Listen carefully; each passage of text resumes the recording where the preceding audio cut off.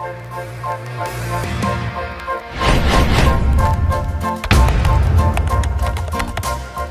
dami ng pagsubok, nabuhay lalo na sa eskwela.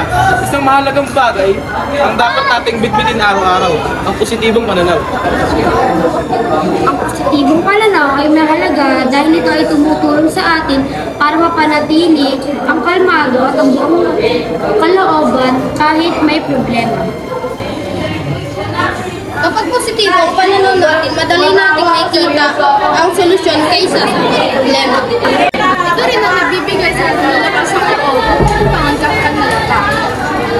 At para magsimula ulit kahit ilang beses mong nabigo. Ang positibong pananaw ay nakakatulong para natili ang mabuting relasyon sa iba. Dahil mas masaya, magaan at bukas tayo makasama. Kapag positibo ang pag-iisip natin, mas nakaka-focus tayo sa goals natin at hindi agad tayo sumusuko kahit ang hirap ng dami. Nagiging inspirasyon din tayo sa iba dahil nakakaawa ang taong may mabuting pananaw sa buhay. Sa mental health natin, malaking tulong ang pagiging positibo. Mas mababa ang stress, mas malakas ang loob.